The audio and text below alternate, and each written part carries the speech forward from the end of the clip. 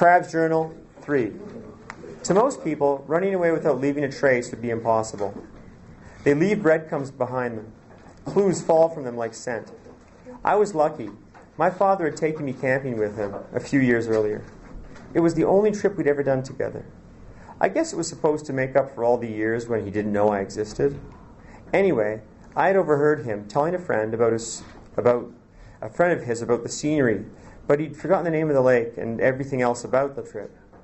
I was certain they'd never imagined their weak and unathletic son would ever run off into the woods. I knew how to get to the lake and where we had put in that summer. There was a fishing lodge called Ithaca Camp on the shore of the lake. A bunch of cabins owned by a fat, friendly Greek with 8 kids and a collie. You could launch a boat or canoe there for $2. But at the edge of the camp, a flat, calm river meandered into the lake. I knew that a side road crossed that river about a half a mile upstream from Ithaca Camp. If I could hide the car in the bush near the bridge, get downriver past the camp and across the lake before dawn, I would simply vanish. It would be like crossing the magic threshold in a myth. Once I'd worked this out, over a period of a year or so, the rest was easy. So in the early spring of my final year, I began to get serious about the preparations. My father had stored all the camping stuff he'd bought for our glorious weekend in the wilds way back, in a corner of the basement. I think he wanted to forget about his attempt to get 2 people who had trouble being in the same room together without some kind of spontaneous combustion breaking out to turn into pals over the course of one weekend. There were assorted packs, a little stove, a hatchet, knives, a pot set including dishes and cutlery, ropes, a whole store full of stuff. It was all piled behind and under old bundles of newspapers, magazines, and boxes of forgotten junk. My parents like to pretend this messy and dark part of their house doesn't exist. When they were out one night, I went down and lugged what gear I wanted up to my room over the garage. Then I carefully replaced the junk, and just to be sure, the place remained unvisited. I banged the light bulb to break the filament. Once I had the stuff in my room, I had to clean it and stow it out of sight. So if the maid, she isn't the hardest worker in the world, so if I suggest there are areas of my room that don't need attention, she willingly goes along with me. The little stove went up on the top shelf of my closet, rolled up in the sleeping bag. The pot set and hatchet went into a big steamer trunk that I kept all my unused sports equipment in. The trunk is hardly ever open because I'm not very sporty.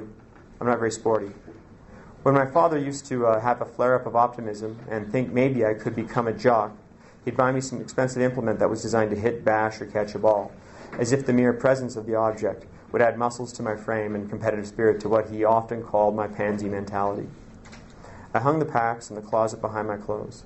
That done, I was ready for phase 2. I had to get hold of clothing and food in such a way that I left no clues. The clothing was easy. I picked out some old t-shirts, sweaters, socks, underwear, and jeans, gave them to my mother, and told her they were no good. She always gives our old clothes to the Salvation Army, after she has them cleaned by the help. I waited until they were ready, and I told her I'd drop them off in the collection bin, which is in a shopping center parking lot on the way to school. But I kept them instead, so I managed to get 2 sets of clothes that no one would miss. They couldn't trace me if they didn't know what I was wearing. The food was easier, but took longer. I grabbed it from the kitchen when Cook, a grouchy old Polish lady who is as nearsighted as she is short-tempered, went home after work, and my parents were out on one of their boring parties. I'd slip downstairs from my little eyrie and snaffle a few tins at a time. Just a few. The grumpy Polski is pretty sharp about her provisions. I added to this stockpile by buying what looked like useful and tasty stuff from local milk stores. The food, as the spring wore on, gradually filled 2 of the big canvas canoe packs. That left a third for other gear, and a small nylon haversack for clothing. By the end of May, I was ready.